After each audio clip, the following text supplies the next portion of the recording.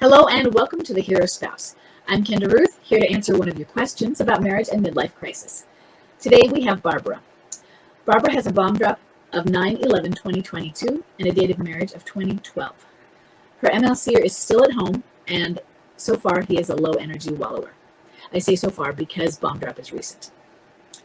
She says, is it really possible for the MLCer to figure out on their own what is going on with them and how they are destroying the very people they love? Well, Barbara, anything is possible, right? What I want you to do is I want you to make sure to read about MLC and understand what it is. Because this is a very long process and you're two and a half months in. And MLC gets worse before it gets better. So right now, you're asking about the destruction that's happening, and you're only at the beginning of it. Do they figure it out? Sure. What does on their own mean? Mean without therapy? Then, yeah, what they're going to figure out is dependent on them, on what they have to face, the obstacles they have to face in it. And therapy has pros and cons. In MLC, especially right in this period, in the escape and avoid, they may find a therapist who can blame the therapist? They only have the one side, and they seem to validate where the MLCer is headed. And that might be intentional or unintentional. When you only have one side of the story, what else are you to do with that? You don't know the other side of the information, and it could be authentic. There could be somebody who's not an MLC reporting the same things. My wife is like this, and maybe it's all true, or maybe it's MLC rewritten history. So I'm not going to go blaming a therapist on that. Also, MLCers will twist what the therapist has to say or manipulate it.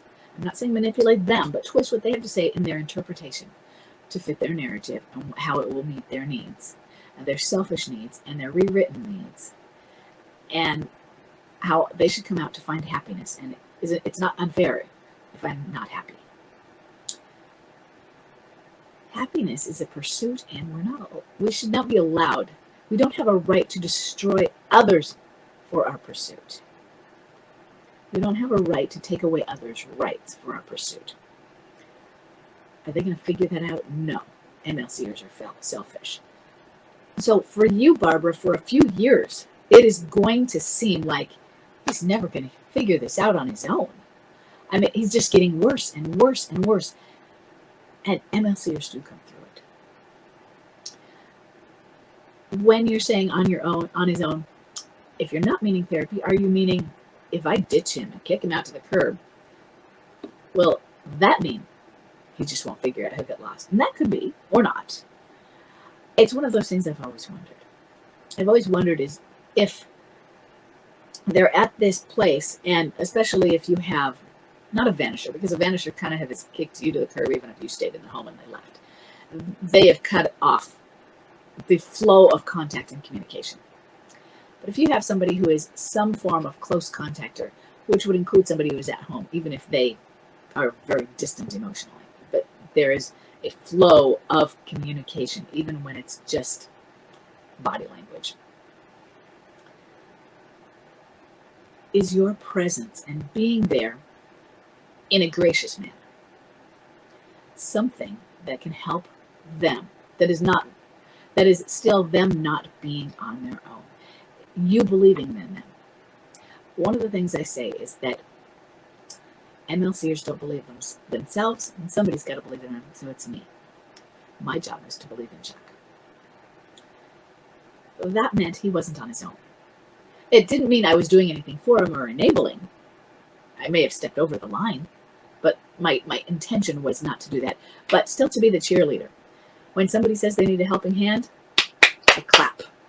And my kids get really, really annoyed because they want me to obviously put my hand out and pull them up. I said, no, you can do it. I'll cheer you on. Sometimes that is what the person needs. They don't know that. They want you to do it for them. But that is what a person needs. They're not on their own. We're not alone in this, even when we feel alone. And that's on both sides. That's the left behind and forward moving spouse side. We feel so alone. We feel forgotten and abandoned. We're left behind. And the MLCer, nobody understands me. Nobody knows my sorrows. They are in a pity party. And I don't know who I am. I don't know how I'm going to get there. I don't know who I should be. And I'm 40, 50. I should already know by now. I'm so lost. What's wrong with me? They feel alone. So figuring it out on their own isn't what really happens. We are people that work in community. But if he's a low energy wallower, he's depressed.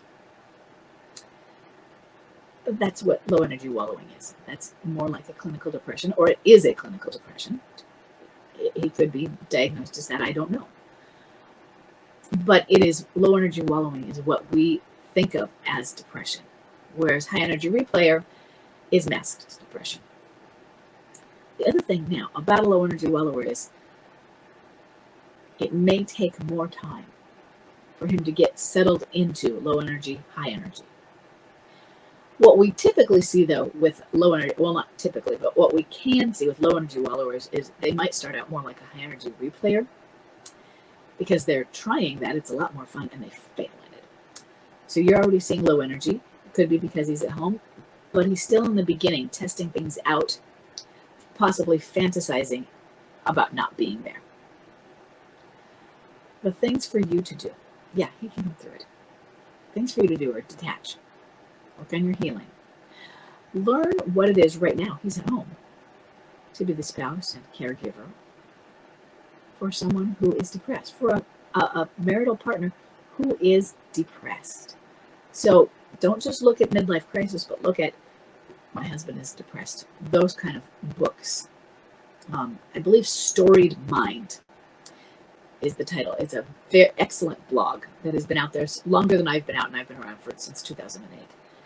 That he has a blog on depression. It's excellent. I love it. Check that out. Check out couples depression so that you're looking at both, because you have a depressed husband.